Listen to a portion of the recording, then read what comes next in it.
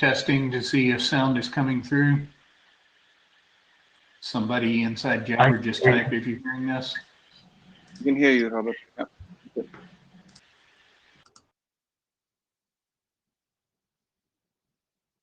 Just waiting for Amelia to come on.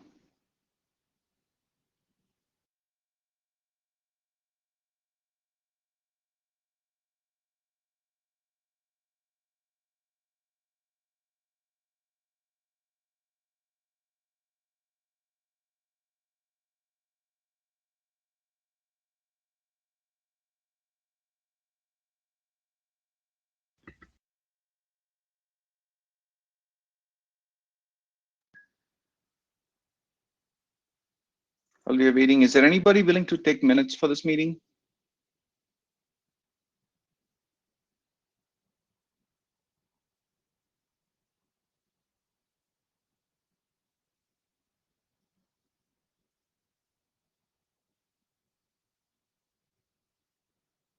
David, can I twist your arm to do it?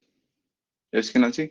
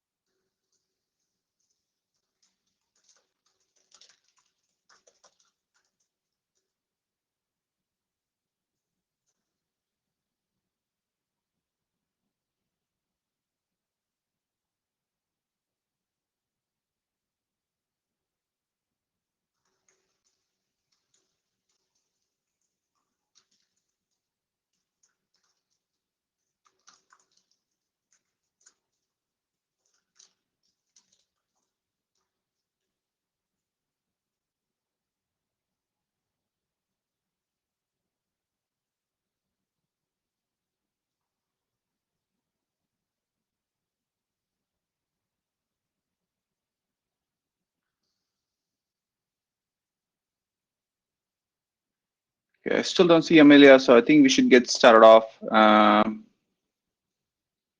Can you hear me? Can somebody type in the chat if they can hear me? Yes, we can hear you. Perfect, thank you.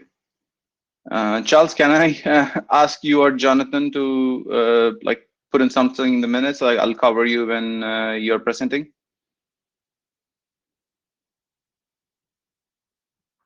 Just like high level, like would be enough. Like just take care of the decisions if there's any.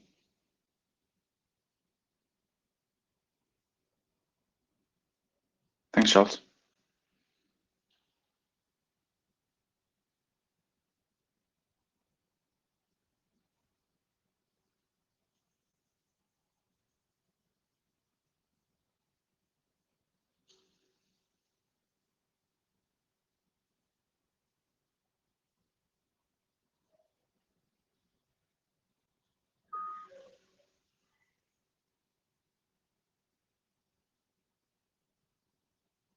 Can you see my screen?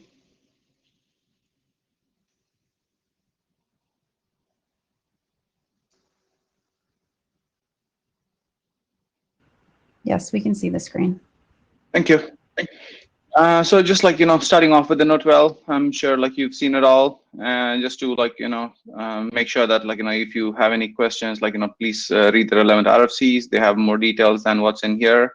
And like it requires like more time than I can show the slide for.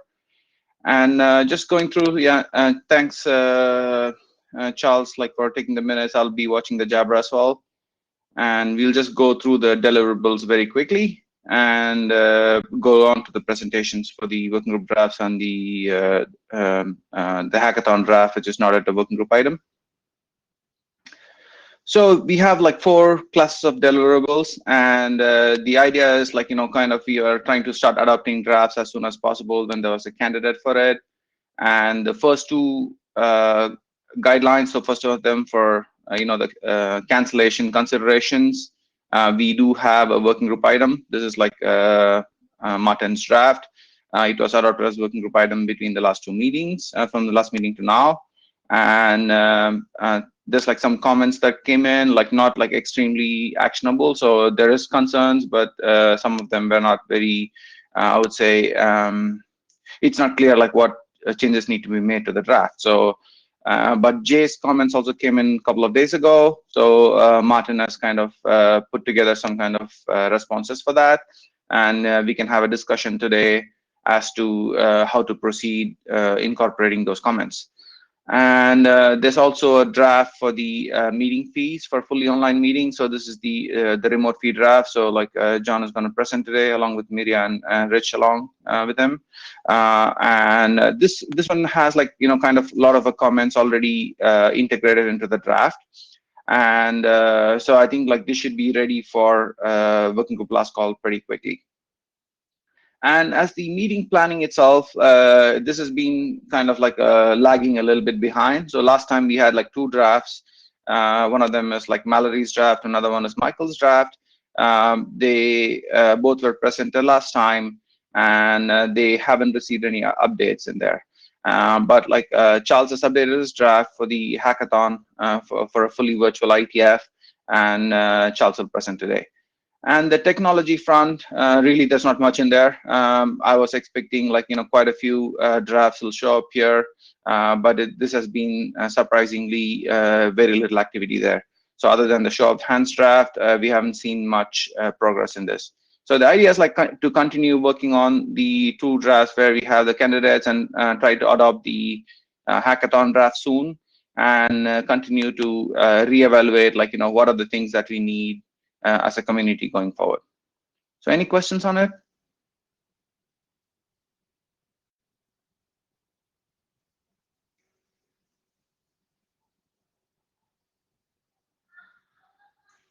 Okay, I don't see anybody at the mic. Okay, so going on, like, so we have 3 presentations today. Oh, is there somebody at the mic? Yeah, please go ahead. Yeah, hi, Suraj. I was in the queue. I'm not sure what happened there, but yeah, just a question about the show of hands tool. So at one point we discussed the idea of adopting that came up, and I don't remember the exact context. We decided not to adopt it, but I wasn't aware there was a deliverable in this area. So is my recollection of this incorrect? Yeah, there is like a technology deliverable in the system, right? So there could be multiple drafts that combine together to satisfy the deliverable, but we are still like kind of like deciding what are the set of tools, right? And the feedback for this was, let's say like a lot of people are positive, but there's also like a lot of people who are negative, and some people are like ambivalent on this.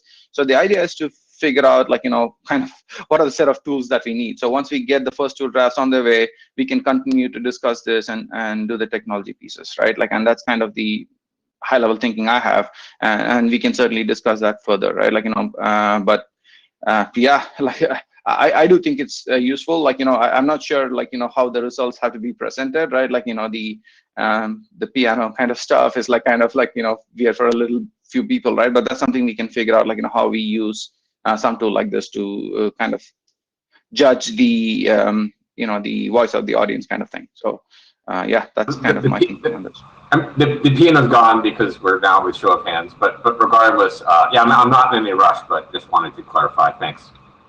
Perfect. Thank you. Thanks. Thank you.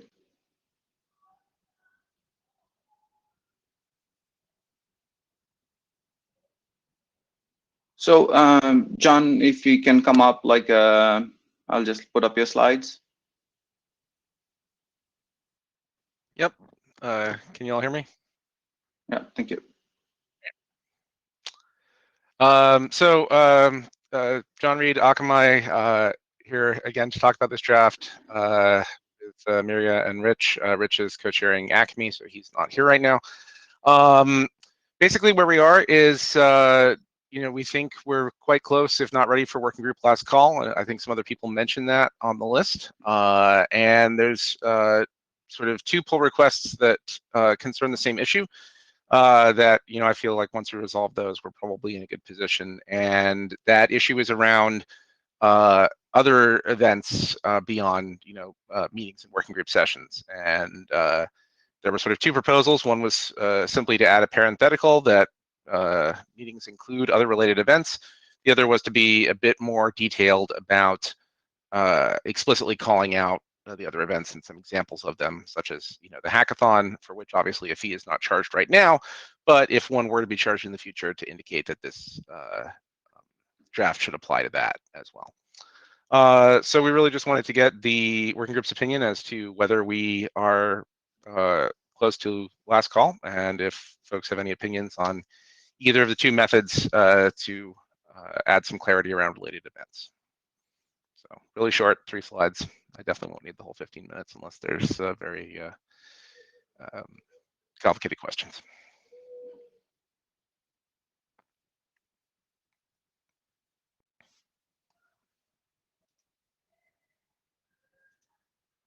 So if you have any questions on this, can you please come up to the mic?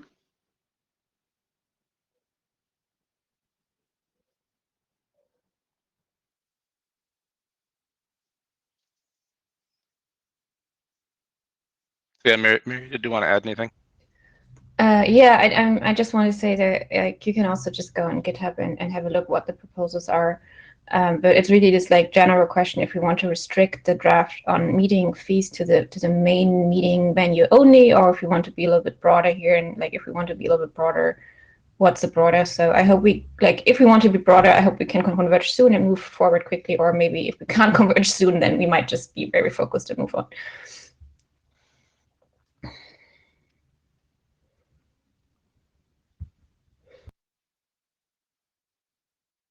Makes sense, Maria, to just be focused and move on, right? So, Bob, go ahead.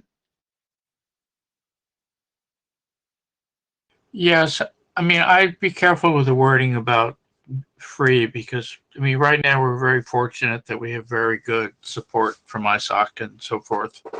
But if money should ever get tight, then maintaining free might not be possible. So certainly, I think it's a reasonable goal, but I'm not sure I'd want to make it completely authoritative. Can I reply to that? Yeah, go ahead. Yeah, I think that's like an entirely different point. So this draft on purpose just sets up a principle about having free options and does not talk about financing, because that's a question for the LAC. If there's actually a problem in the future, they need to come back to the community. We have to talk about it, but this would actually change the base principle of the draft entirely.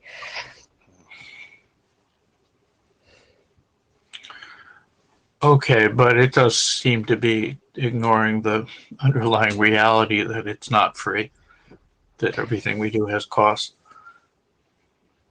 Yes, but it's a different question how these costs are financed, if you have to have a meeting for free for it, or the other ways to finance it, right?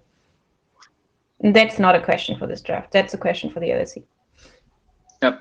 Thanks, Bob. I think that's a really good point, right? And when the group was chartered, that was ruled out of scope, right? The financial model itself, and that's probably something we can explore afterwards, right? Once we get this out, and maybe at some future point, if we do think it's not going to work, we have to figure out what is the venue. But right now, we are not chartered to look at the financial model itself, Bob. Well, I wasn't suggesting we look at the financial model. I'm just pick words that make this a goal, not a strict requirement.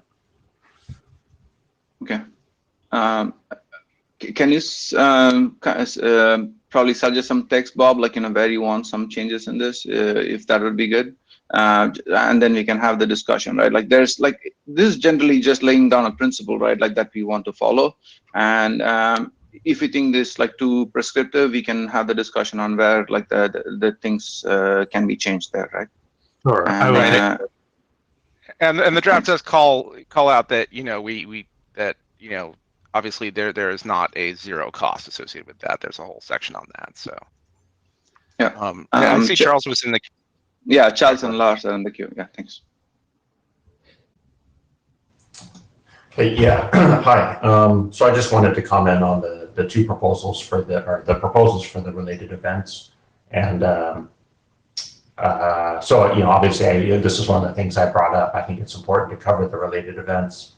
I thought the just kind of relatively simple proposal where we just added in that this applied not only to the IETF meeting, but also to related events, that was, at least that kind of simple approach was acceptable to me. It seemed like it could work. It's kind of a tough balance between putting a lot where you think it's really, really very descriptive and there's no ambiguity in it, and then leaving a little bit of ambiguity so that the draft is more kind of future proof. And putting the related events to me was an okay way to do it. I think alternatively we could spell out some of the events that we know about, but then as soon as there's something new that we all agree would be a related event, but it's not explicitly mentioned, then I could see where we might have some problems. So, but also it sounded as if I hadn't seen any more ongoing discussion after what was in the mailing list. Is the discussion continuing in GitHub, or because I could take a look there. I hadn't seen that if there was something happening. Yeah. I don't think there's much discussion. The reason, so I'd be okay with a small change. I'm just like mentioning it because like putting related events in the scope was something we really didn't consider at the beginning. So it does change the scope of the draft quite a bit, even if it's just like 2 words. So I want to make sure that like the working group is okay with this actually quite big change. And then, you know, I got start thinking about this when I thought about social events, right? We don't have remote options for social events, but like, do we need to offer in future a remote option for social events? And has this to have a free option as well, right? My answer to that would be rather no. While if you talk about the hackathon, I really, really think this should be free, and we should make it possible for as many people as possible to participate, also to increase, you know, diversity and outreach and whatever. But like at that point, it wasn't a super easy decision for me anymore. And like, I'm okay to take the 2 words in, to leave it vague, and to have a discussion at another point of time when it comes up. But it would also be okay to just like focus on meeting fees and go ahead with that. Yeah, I mean, actually, you reminded me of one of the things was pointing to the other RFC, I forget which one it is, that defined some concept of IETF work or something like that. And I think that helped because, at least for me, that differentiated between those things that really have to do with the work of the IETF meeting, as opposed to, you know, auxiliary events that are more for fun, like the social. So, you know, with those 2 things in there, that worked for me. But that, you know, anyways, just giving my 2 cents. Can you point this RC out again, and then maybe we can just add like a half sentence and we're done, rather than a whole paragraph? Okay, yeah, I'll have to look it up. I don't remember it, but it came up in the email thread. But I'll circle back on that and post something to the list. Thanks. Thanks, Charles. Thank you. Lars, please go ahead.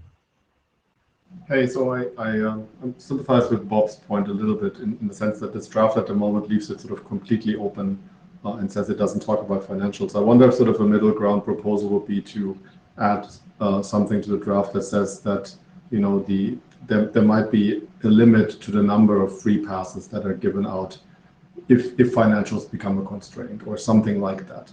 So you at least sort of allow that as a possibility, given that this will be a BCP. Because at the moment, you can read this and basically say unlimited free passes forever, right? Which is, I'm not sure if that's the extreme we want to, you know, establish. Certainly, we want to do it when we have money for it. But if we at some point don't, it would be nice to have a little caveat in there that allows the LLC board to do things differently. So a couple of points. So first of all, we didn't put a limit on there because that was when this remote meeting fee came up on the IETF list, was like one of the big concerns, that it was limited to 100 people only, and nobody understood where this come from, and that shouldn't be the limit. It should not depend on how much money we have to do it. It should really depend on if somebody needs to have the free waiver in order to participate or not, right? People who have been participated remotely without a fee should be able to do that. They should be able to just continue their work. And binding the viability of the IETF to meeting fees, it's a completely different discussion. Because when you say we cannot provide free waivers anymore because we don't have enough money, maybe you didn't do enough sponsoring, maybe you didn't care fully about the money, because like meeting fees is not the only way of income, right? So this is like going into a lot of corner cases, and that's what we don't want to discuss in the draft. And I had a third point, but I don't know. I don't remember. By not discussing it, you're not making the problem go away. So yes, but it's not our problem. It's the LLC's problem. It's a simplistic way of thinking of it, Maria, right? But yeah. This is just giving guiding principles to the LLC. What they do with it is a different question. And that's my third point. So we do discuss a little bit about misuse in the draft, because there should always be enough money for people who actually need the fee, the waiver, to have. That shouldn't be a concern, because it shouldn't be like a huge amount of money. The larger amount of participants should actually pay, because that's how the IETF works. There are companies who have money, who want to participate, who get something out of it, right? If that principle doesn't work anymore, we have a different problem. So the only thing we need to make sure is that this is not misused. But that's also something that we say we should care about it if it actually happens. So your principle says must. There must always be an option for free remote participation. If your principle said should, I would be completely fine. So there must always be an option for free participation, but how you decide who gets the free participation might be a different question. How you decide if something is misuse or an actually valid use is a different question.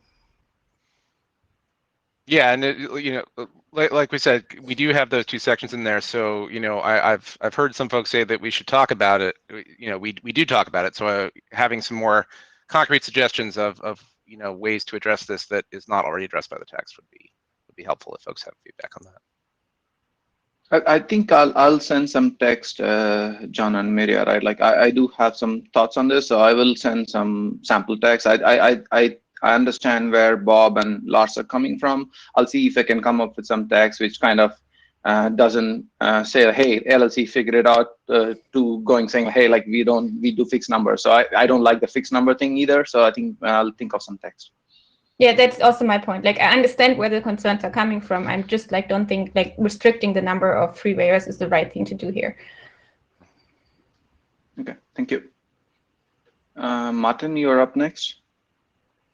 Yeah, I just want to say that I think conceptually the idea that there's like a fixed number of free waivers that we can afford is just not correct. Like the marginal cost of a remote attendee is essentially zero. So like free waivers are only a problem to the extent that they cannibalize people who'd otherwise pay.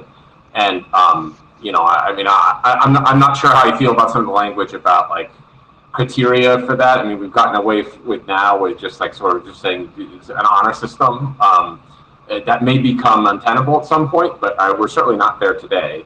And I wouldn't mind language that made it clear that we could tighten those restrictions if they're proved to be a problem.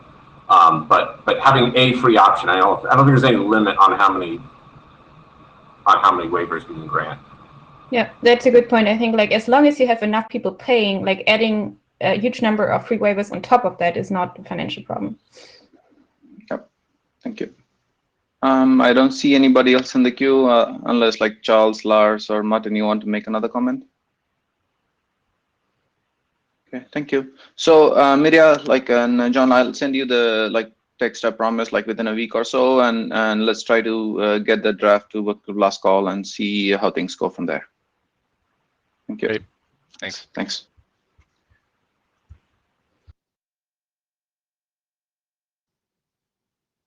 Martin, you're up next. I'll start sharing.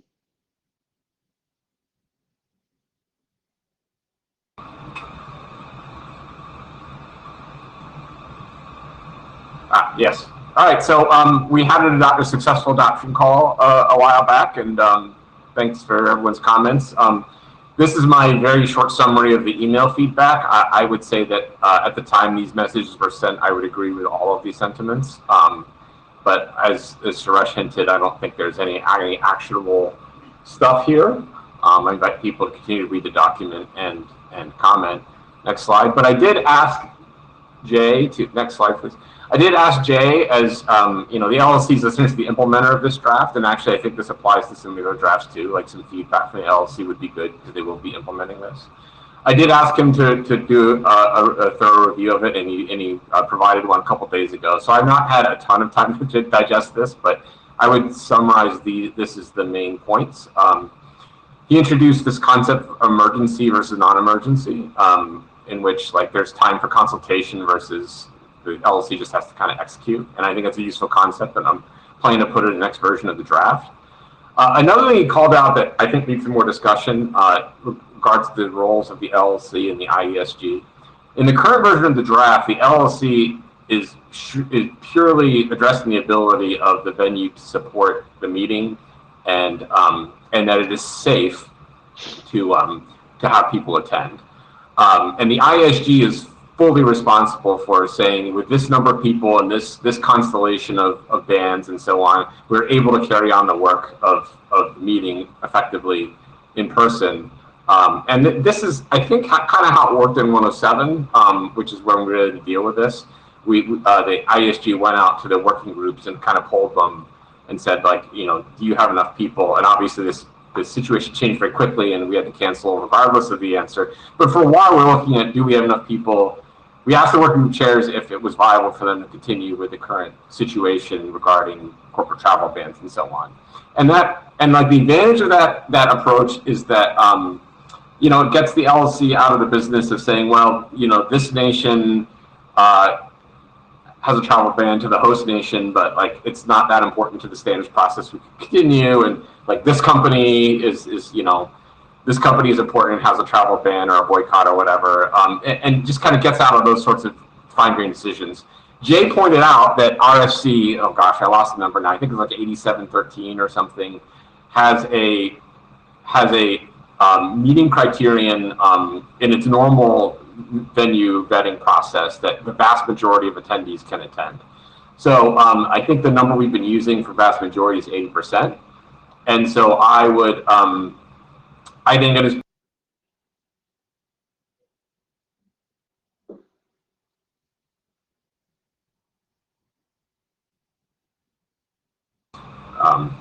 not. So let's see. Okay, I'm going to assume that you can hear me again. So I think it is probably fine to have something like an 80% threshold for the LLC to evaluate based on historic attendance, and still give the ISG the role to do more fine-grained control. Like, I mean, for instance, in San Francisco, I think it's entirely possible coming up here in 111 that U.S. domestic travel will be completely fine, but international travel will be pretty broken. And that implies that we would have something like 50% of the population that could attend, and that would meet the LLC's criteria, but the IESG would still be well within its right to say, no, that's not satisfactory, and stop it there. Jay also had some other rewordings that I'm just going to implement. I think they're uncontroversial.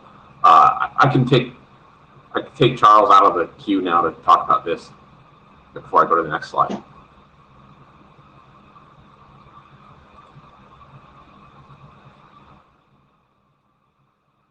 Charles, go ahead.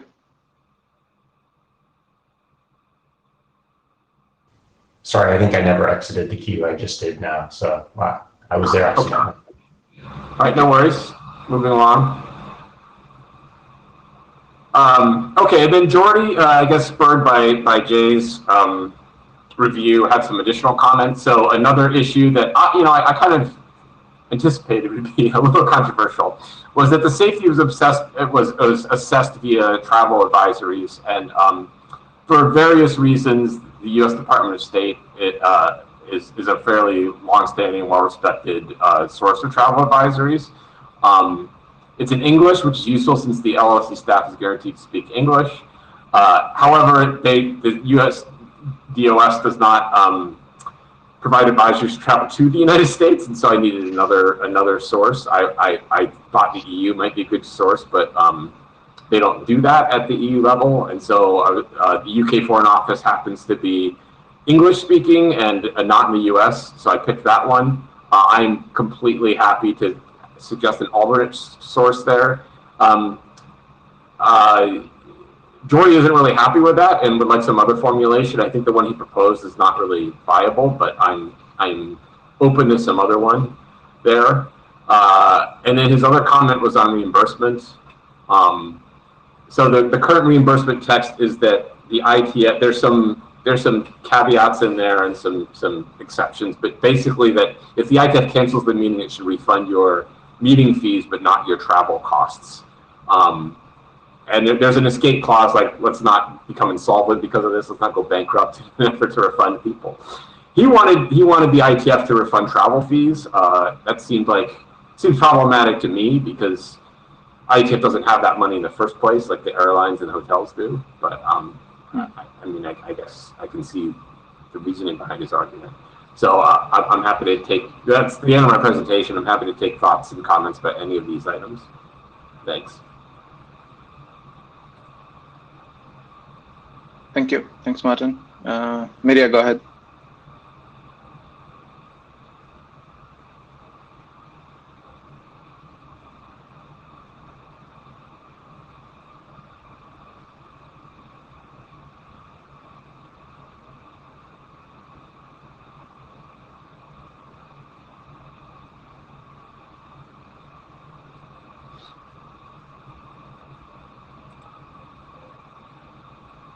Yeah, I agree with Miriam. Right. There's travel insurances that can be obtained if one wants to use them, or if your employer pays for them, they have that. And the IETF can simply not do this.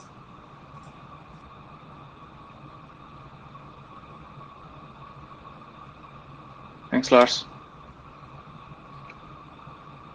Jody, go ahead. Yeah.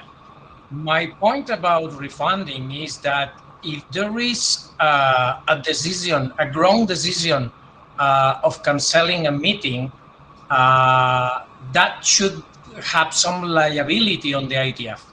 I mean, if there is a global emergency or a local emergency or whatever, I think that's fine.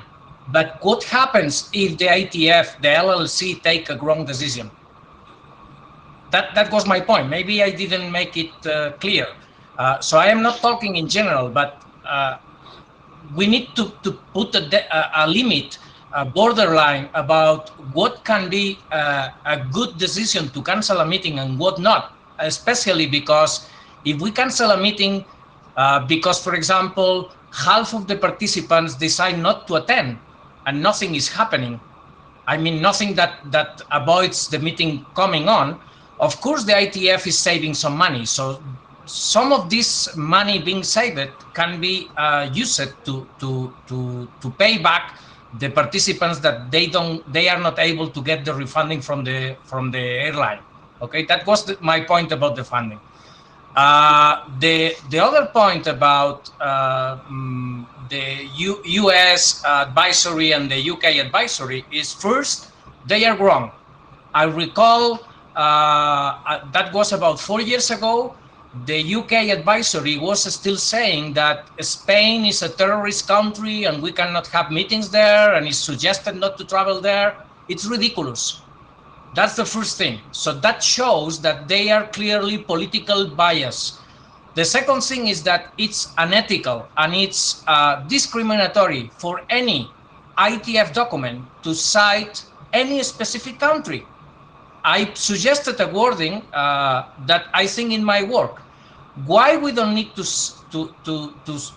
mention specific countries if the insurance companies are already mentioning the advisories from US, then you don't need to put that in an RFC because it's already in the contracts from the insurance, right?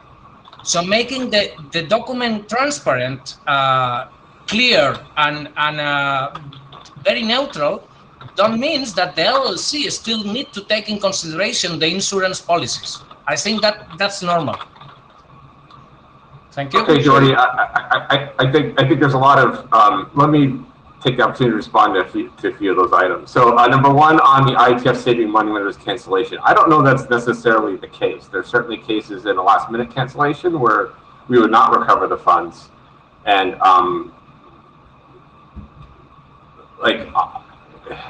and so actually cancellation can often cause a loss of money because because of course the venue fees are being covered by the dues, which we are refunding. And so if we can't recover the due, if we can't recover the venue costs and refund the fees, then we're actually taking a big loss on that cancellation. So I don't think it's a generally applicable statement that the IETF is saving money there. In terms of the language that you proposed, I mean, I think what you actually wrote was something of the nature of like, if any local, regional, or national authority says that it's unsafe to travel there, that would be grounds to cancel. And that seemed really expansive. Maybe it's not what you meant. So I invite some additional language there. The other thing about the contracts is, so for a little background for people. So one thing I pointed out that in 2020, our insurance contracts would reimburse us for cancellation if there was a U.S. travel advisory to a certain place. So that obviously has a big bearing on the fiscal result of cancellation. And that's one reason we put it. The fact that it's in the contract gives us good reason to believe that the financial cover will be better if we cancel with that advisory. So again, I'm open to other language here. I really would like it to have it be fairly prescriptive rather than making the LLC to sort of pick like some authorities based on things. And like if you have specific issues with UKFO, I'm happy to suggest a different second alternative, preferably English speaking, because there's often nuance in these things. And again, the LLC staff speaks English, at least. So I'd be happy to go Australia, New Zealand, or even maybe India, or some other Anglophone country, or some other country that publishes stuff in English. But beyond that, I'm not sure what to say. So I'll open up to the queue now. Yeah, thanks, Martin. And Jody, yeah, thanks for the comment, right? Like, so like a couple of things I wanted to mention. Like one of the things is like, it's not clear that the contracts like are not confidential, right? So some of the times, like, and I think like probably Jason is on the meeting, right? Like if he wants to like chime in, right? But a lot of the times the contracts might be confidential. So it's kind of hard for us to verify as a community what's in there, right? So I think putting in some kind of sources in there is interesting. And the second thing is kind of, we need to look at where the participants come from, right? Like, so maybe like there needs to be some kind of waiting for that as well, right? Like, and I think like Martin, I don't know, it was you who said, right? Like, hey, if there was a EU-wide like advisory somewhere, we could take that, right? And I think that could be a fair play. So if you can help us, Jody, right? Like I know you do a lot of these things in the looking at like a lot of the advisories and everything from the EU. So if you can point us to some source there to add in as like a third source, I think that will be good. So like, and I fully agree, it shouldn't be discriminatory, but like the only way to handle it is like probably add more sources that you feel will balance out the thing rather than taking out one more thing and just letting the US stand there, right? I think that probably is the best way forward. Thanks. So suggest text, Jody. Thank you.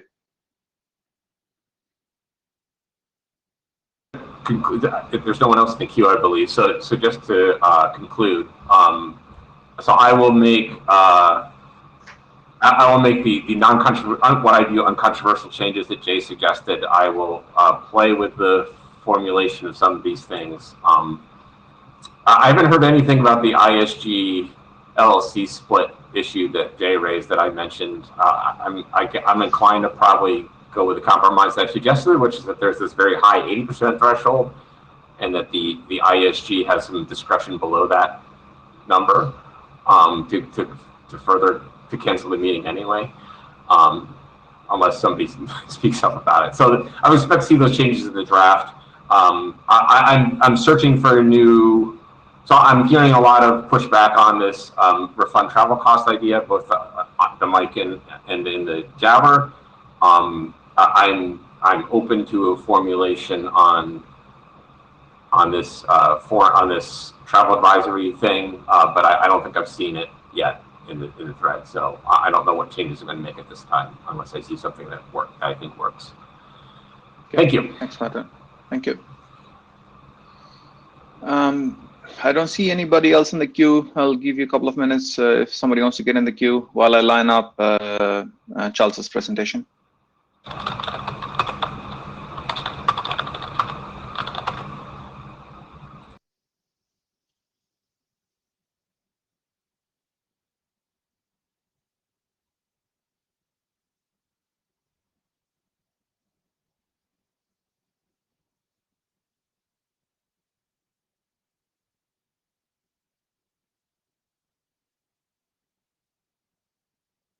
Charles, if you can come up.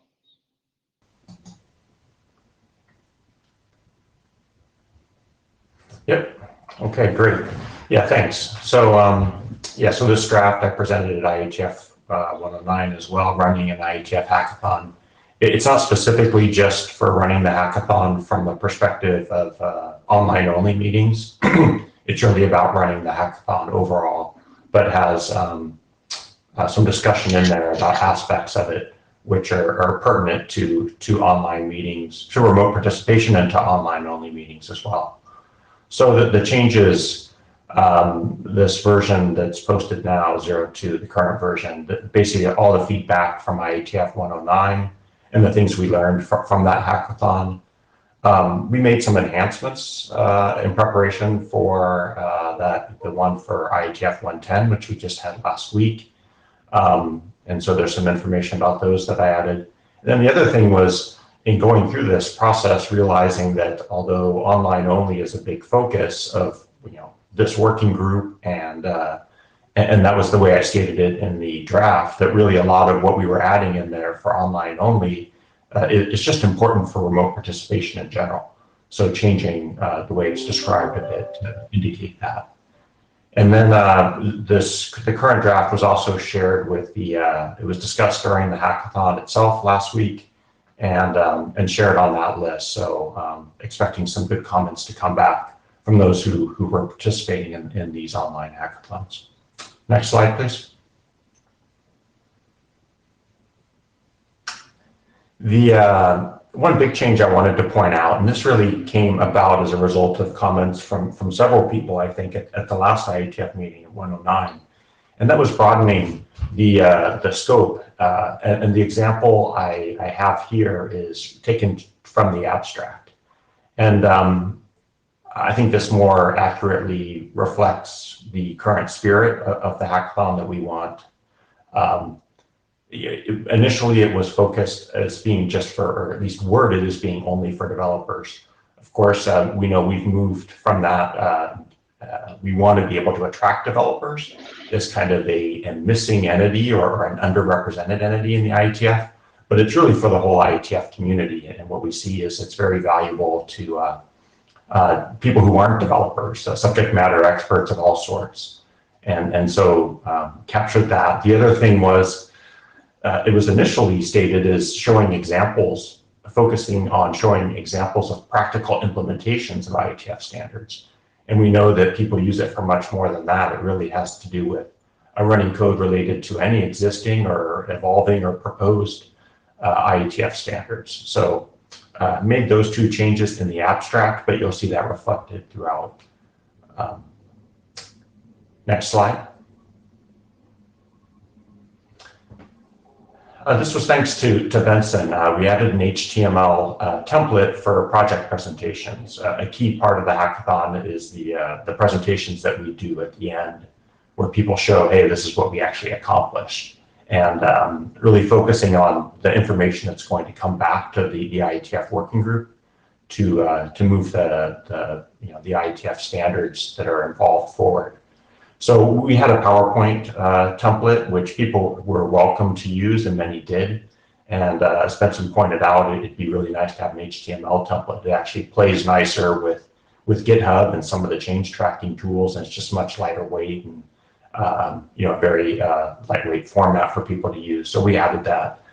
There are some technical problems with it currently, and Benson pointed that out to me. So I'm going to try to fix that and probably get Benson's help to do that as well. And then I'll update the draft accordingly.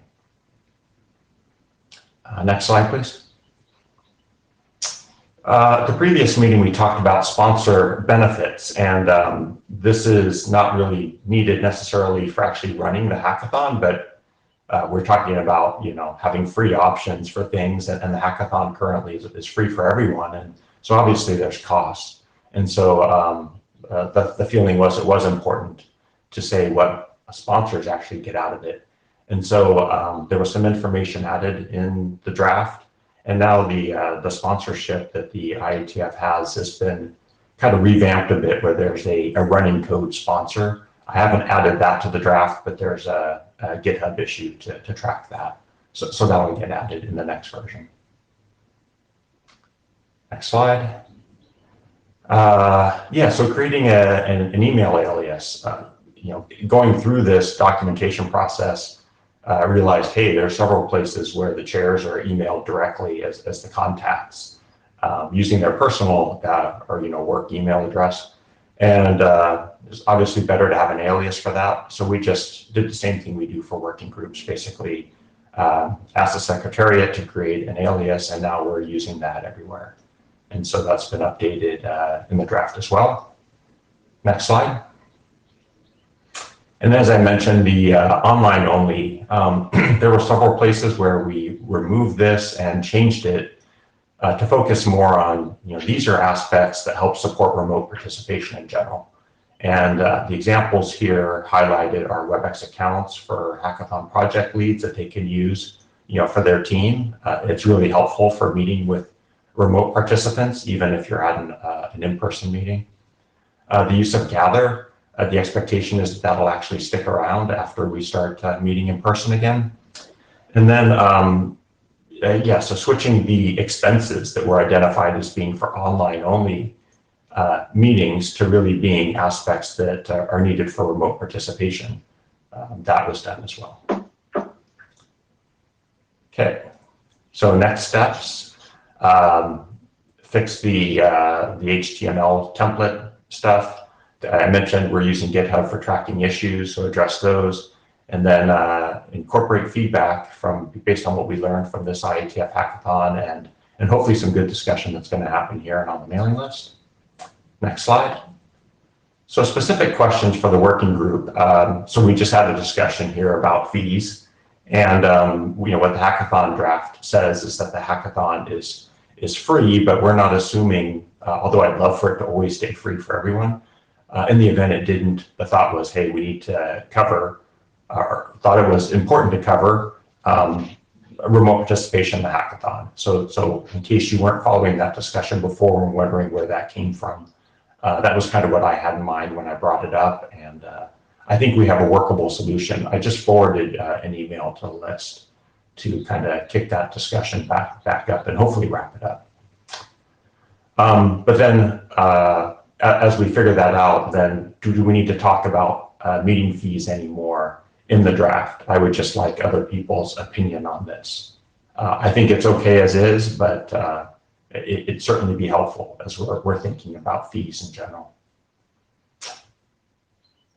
So the next thing, there was actually a bit of a discussion in the chat. This is perhaps out of scope for this meeting, but the feedback from the online hackathon has been good, and that people are like, hey, it's great that we're having it. This is useful. We're getting some good things done. But I think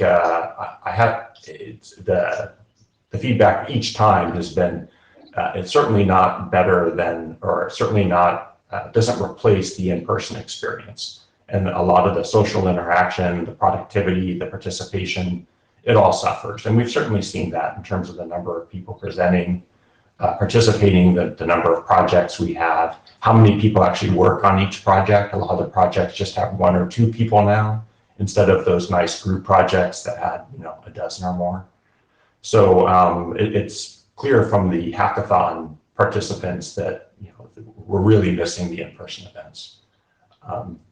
And then, we have metrics, and also we do hackathon surveys. So, that was another thing. I'm wondering if it should be captured. So I'd love some discussion on these things, as soon as I finish going through them all or on the list. And then the last question would be, at IETF 109, we confirmed that this group was a good place to work on this draft. And I feel like it's in pretty good shape now, to where I'm hoping it can be adopted by the working group as a working group draft. Maybe more of a question for the chairs than just for the working group. But anyways, those are the questions, and I'd love to get some discussion going on them or anything else. Thanks, Charles. Go ahead, Media.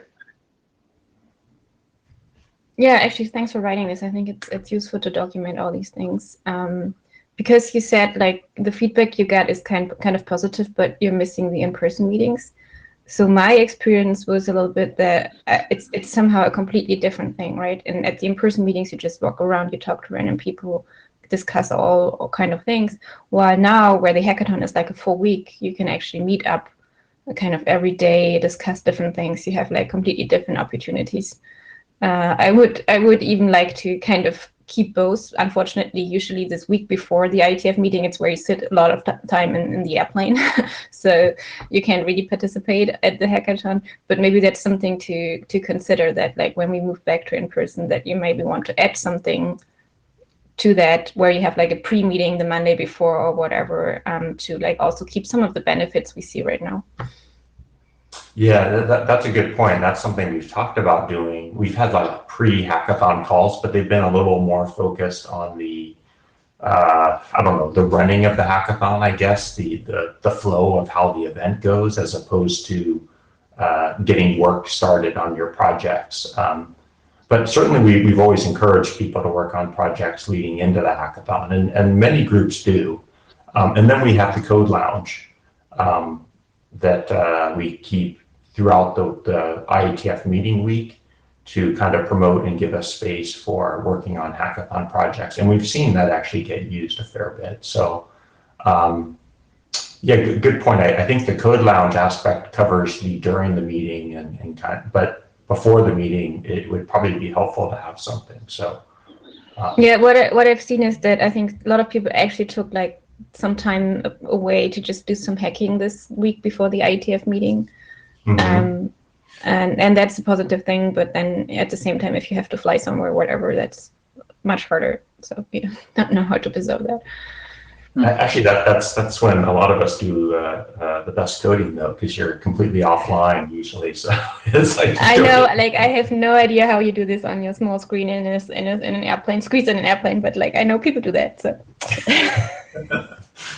better eyes, Miria, better eyes. That's all I can say.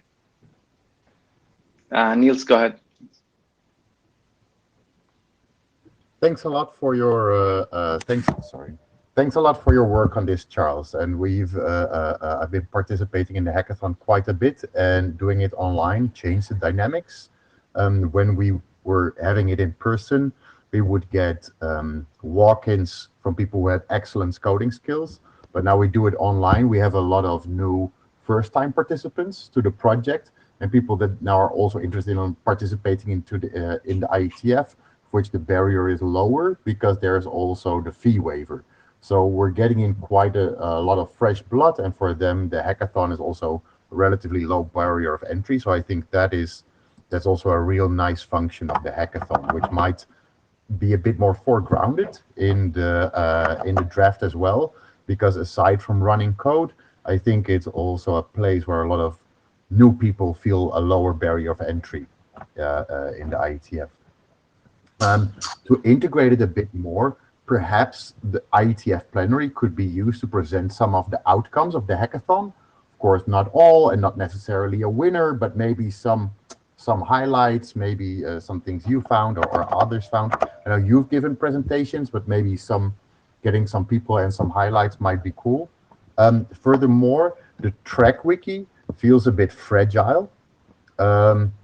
If it didn't, the champions might update it a bit more with like daily updates where they got with a bit of a schedule, links, and maybe even tickets. But I'll leave that to others. So those were my 2 cents. Thanks a lot for organizing. And yeah. Thanks, Niels. And I think like one thing is like, there is usually a summary of the hackathon in the plenary. Is there something specific you're looking for, Niels, in there, or like you think it should be expanded from what it is today, or just trying to ask like because there is something there.